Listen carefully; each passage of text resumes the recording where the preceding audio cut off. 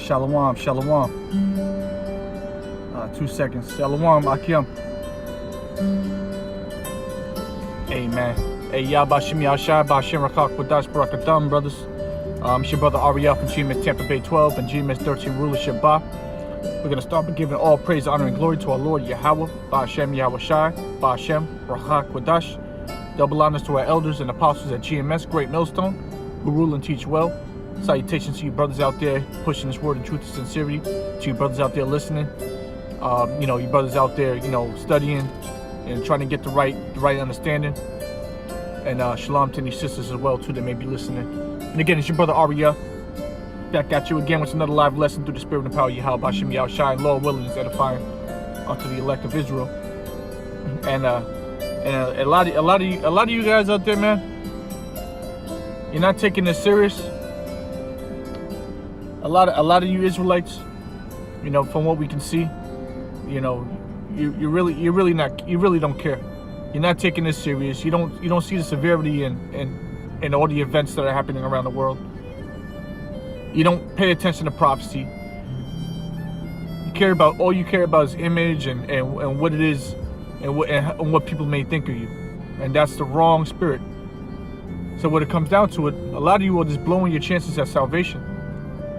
It's like you're forfeiting your spot on the chariot for some sort of corruptible crown down here. And that's pretty damn sad. That's pretty pathetic. That something down here in this world, Esau's kingdom, is more tantalizing than immortality and all the fruits of the kingdom of heaven. The kingdom of heaven, the Lord's kingdom. That you will just give it all up for nothing, for basically nothing. You are blowing your chances at salvation. You got men out here working hard that gave up their lives to serve Yahweh Bashim Yahushai. And you want to argue with them. You want to argue with elders. To profess what? Your own, to profess what? Your own wisdom? Shalom Akim Yabashim Yashai Barakatam. Barakatam, brothers. Let's go ahead and we're just going to we're going to go into the book of Matthew 25 and we're going to read a chunk of this here. This is our Lord Yahushai's words. So we're going to read some of this. It says, we're in the book of Matthew chapter 25. We'll start at the top. Yahushai, this is Yahushai's words. Then shall the kingdom of heaven be likened unto 10 virgins, which took their lamps and went forth to meet the bridegroom. And 5 of them were wise, and 5 of them were foolish. They that were foolish took their lamps and took no oil with them. But the wise took oil in their vessels with their lamps. Okay, you understand? So out of those 10, 5 of the virgins were foolish, and the other 5 were of wisdom. They all took their lamps, but the wise ones took their lamps with some oil, just in case it ran out. They had extra oil with them. They were prepared. All right. They prepared themselves because they knew. All right, they were prudent, and they knew what could happen. They knew what will ultimately happen. Verse 5. While the bridegroom tarried, they all slumbered and slept. All right. So the bridegroom was gone for a minute, tarried for a minute. So what did it say? They slept. And at midnight there was a cry made, Behold, the bridegroom cometh. Go ye out to meet him. Then all the virgins arose and trimmed their lamps. So all 10 virgins got up and trimmed their lamps. All right. So now they're all like, oh, okay, he's here to meet us. This is a big deal. This is important. This is a special day. This is what we've been waiting for. All right. So now, reading on, it says in verse 8, and the foolish said unto the wise, Give us of your oil, for our lamps gone out. But the wise answered, saying, Not so, lest there be not enough for us and you. But go ye rather to them that sell and buy for yourselves. So that's a cold, block to the face to those assholes. Why? They didn't do what they were supposed to do. They weren't doing what they were supposed to do. They thought it was fine. We'll be all right. They got it. So we don't need to bring any extra oil. They got some. So when it's time to get it, hey, guess what? We just get it from them. No, you're supposed to have that for yourself. So what did the wise say to the foolish? The wise said to the foolish, not so. In other words, nope. They said, nope, lest there be not enough for us and you. So what they're saying is that they need that. They had the presence of mind to bring oil for their lamps so they could trim the lamps, while you didn't. You were relying on another man, or in this case, women, to save you. We don't rely on other men. We don't rely on other men for our salvation. The scriptures clearly say to work out your own salvation with fear and trembling. So that's what brothers need to be on. You got men out here. So hold on, let me finish the verse. Not so, lest there be not enough for us and you, but go ye rather to them that sell and buy for yourselves. So don't come to us. Don't come to us now that you see everything happening in the world. Everything that you was making fun of 2 months ago. You was making fun of us because we were saying everything we were saying. Last year, you was making fun of the Great Millstone. You was talking all types of shit to us and our elders, calling us conspiracy theorists and all types of names and making fun of us. But now you see everything coming to pass. Now all of a sudden you gotta get a dust off your garment. Now you back on the highways and byways. Now you on the comment boards talking about con this and con that. But a few months ago you was making fun of us. You was scoffing. You got men that got kicked out, or you got men that fell out. You got men that fell out, calling brothers back. Now that they see everything coming to pass. It's too late for you, bro. Go to them that sell. Because when we was giving it for free, you ain't want none of it. You ain't want nothing to do with the Lord. So now what the Lord's going to say to you, I don't know you, dog. Who is this guy? I don't know him. He ain't one of mine. Because you should have been out there. You should have continued with us, especially if you had the truth. If you knew the truth, and one thing led to another, and you left the camps or whatever the case is, and you started doing your own thing and believing your own shit, going backpedaling back into the world, smoking and I'm gonna say drinking, smoking and committing adultery, doing all types of sin, and now you're gonna come back and try to get back with brothers. Not saying that this happening with our camp. But I have an understanding that that's happening around the globe. You revolt. Your brother status has been revoked when you left the camp. And though you cats out there that was on that saw us on the highways and byways, and you heard the word, you heard the preachings, the teachings, and you had something negative to say about it, and now you trying to slide your way in. You ain't getting in like that. The Lord sees that. And the Lord knows his men, and he knows you guys out there on the outside. And the Lord ain't dealing with you. Go to them that sell. You was giving it for free, and now you don't want it. You didn't want it then, and now you want it. Now it's too late. You wasted your chance. You blew it. Verse 9 again, Matthew 25:9. But the wise answered, saying, not so, lest there be not enough for us and you. But go ye rather to them that sell and buy for yourselves. And while they went to buy, the bridegroom came, and they that were ready went in with him to marriage, and the door was shut. So those that were ready had everything that he needed. The bridegroom, hey, now you over there looking for the truth. While you looking for the truth, Yahushua come back. You should already have the truth and should be well grounded in the truth. You should have been fully persuaded, teaching, and if you're not a teacher or a prophet, then you should be helping the prophets or whatever the case may be. You should have found your lot. But now you scrambling, trying to go into the book, looking up breakdowns and all. It's too late. It's too late. can't do that now. Now the internet's shut down, or whatever the case is. You blew your chance. You had liberty. That's what the Apocrypha says. And we bring it out all the time, but you know what? Let's go ahead and bring it out again. 2nd Ezra chapter 9.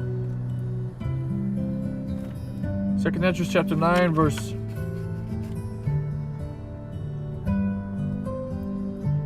let's see. All right, verse 10. 2nd Ezra chapter 9, verse 10.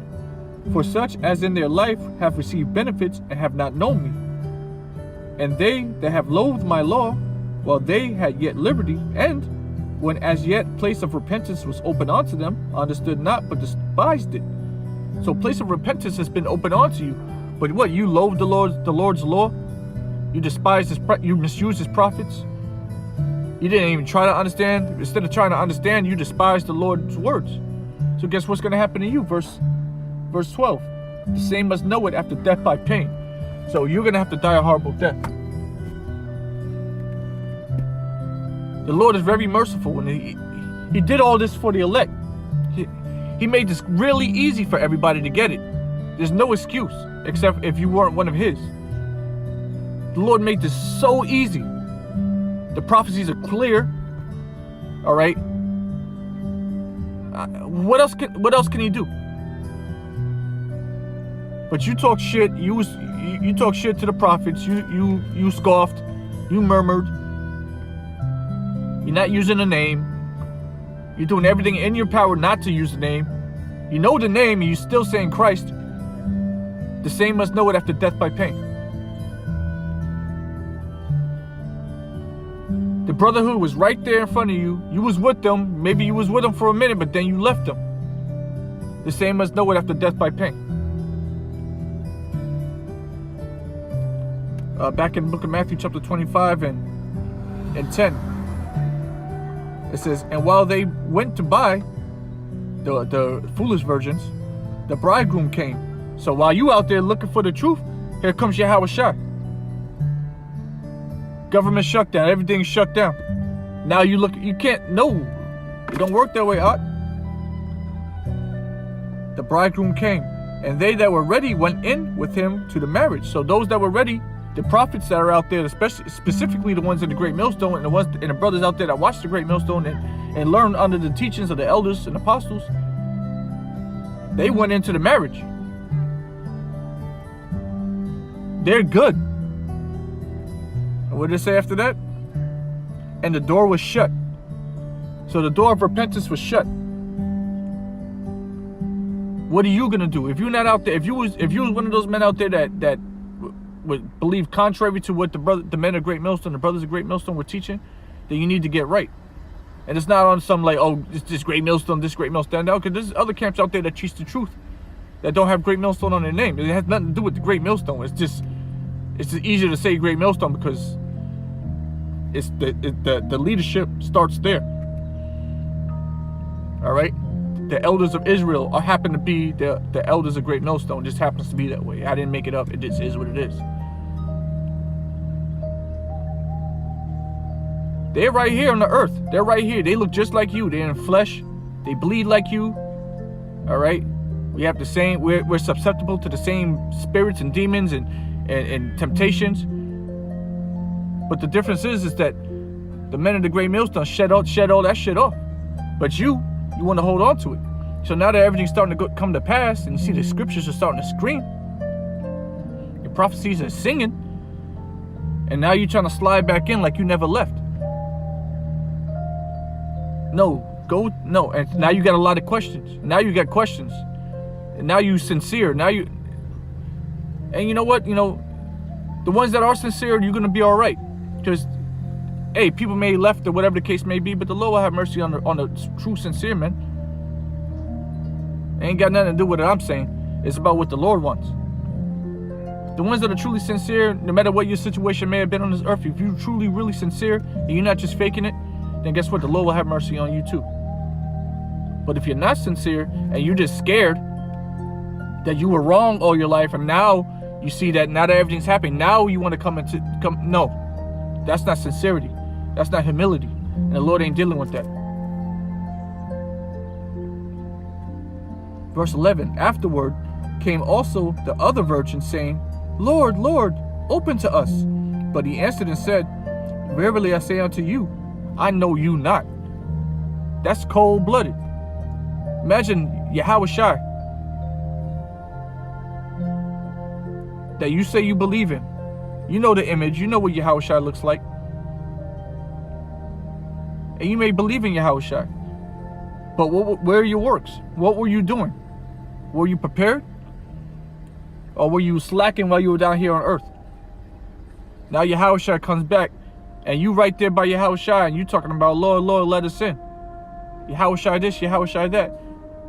And he turns to you and says, I don't know you. That'll destroy me personally. Couldn't be me. So that's why we those that are still working, we got to continue to push harder. And I'm talking to myself right here and there, because I could do better. But we can't get weak. We can't get lazy. It's lawful. We got to do better. I got to personally do better. I had a bad week last week. I let Esau's work get the best of me, and I had to, you try to balance things out, and sometimes it doesn't work the way you plan it. But it is what it is. You got to do better. And if you believe the Lord is merciful, but hey, the Lord is merciful, but you still got to be doing what you're doing. Otherwise, you're going to catch the pain, the death by pain. And I don't want the death by pain. I want immortality. And you brothers out there that work, you don't got nothing to worry about. Just continue working, and continue believing, and stay in the correct doctrine. Otherwise, the Lord will not shut the door on you. He'll let you in. He'll make sure all his boys are in there. All his men, rather, are in. But those that aren't part of this, they're not coming in. Verse 13, Watch therefore, for ye know neither the day nor the hour wherein the Son of Man cometh. For the kingdom of heaven is as a man traveling into a far country, who called his own servants and delivered unto them his goods. And unto one he gave 5 talents, to another 2, to another 1, to every man according to his servile ability, and straightway took his journey. So he gave everybody according to their measure, so they can double up and bring it back to him. So he went out, and he's suspecting he's suspecting some sort of profit.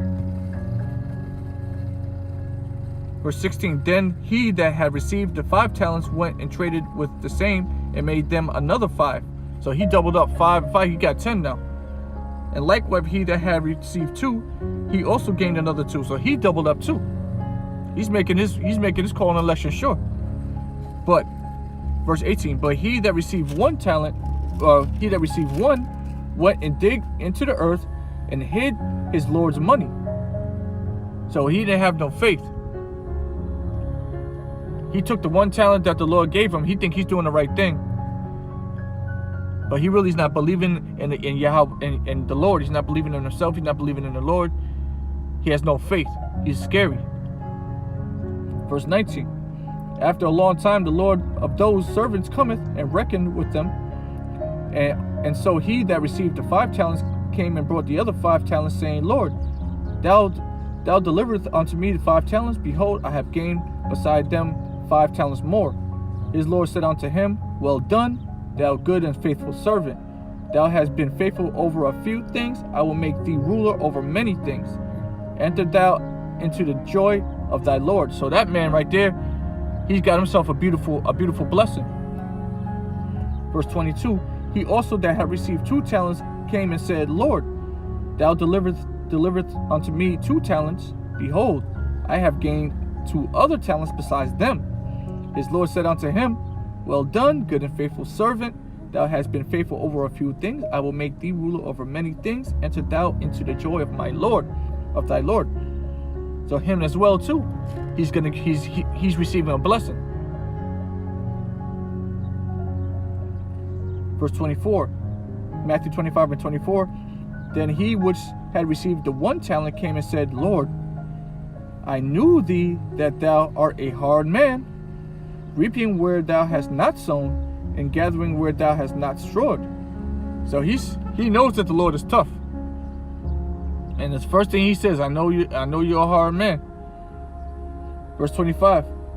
And I was afraid and went and hid thy talent in the earth.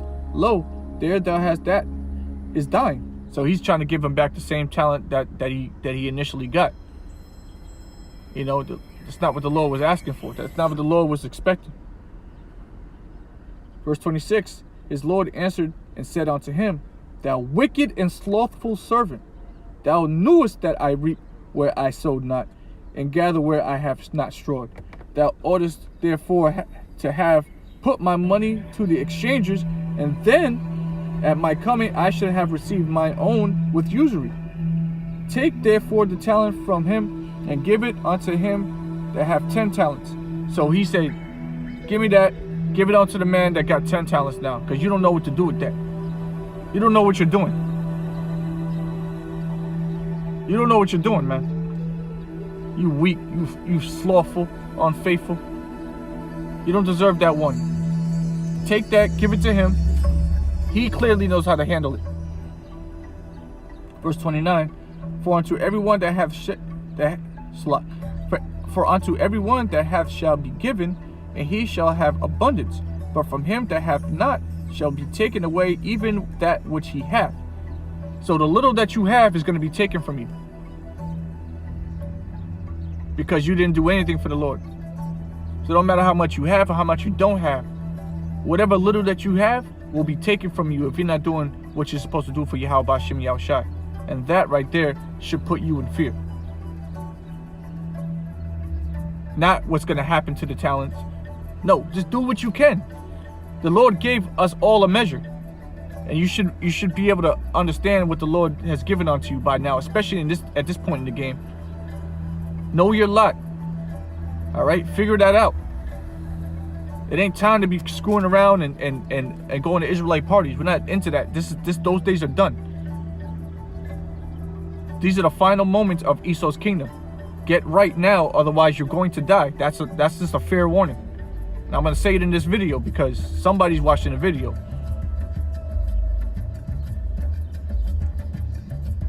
We'll end it there. We can keep going, but we'll end it there. Oh, well, I'll read the next verse, verse 30. I'll read verse 29 again. For unto everyone that hath shall be given, and he shall have abundance. But for him that hath not shall be taken away even that which he hath. And cast ye the unprofitable servant into outer darkness. There shall be weeping and gnashing of teeth. So nothing good is going to come out of your slothfulness. And nothing's good going to come out of you Johnny-come-latelys. Because you had every opportunity to serve the Lord. You had all the liberty in the world. The Lord gave it to you, and you chose to serve yourself, your own belly. Now what's going to end up happening to you is the Lord is not going to recognize you. He's going to give you the stiff arm, and you're going to die. That's it. That's the end of your story. And nobody's going to ever remember you. And when the kingdom of heaven is established, nobody's going to remember you. So with that, I want to give all praise, honor, and glory to Yahweh, B'Hashem, Yahushua, B'Hashem, Racha, Wadash. Double honors to our elders and apostles at GMS, Great Millstone, who rule and teach well. Salutations to you brothers out there on the comment board. Your brothers out there listening afterwards. Brothers on the highways and byways. Your sisters out there listening. And Mawaf, Lababal, this whole country. Peace. Shalom.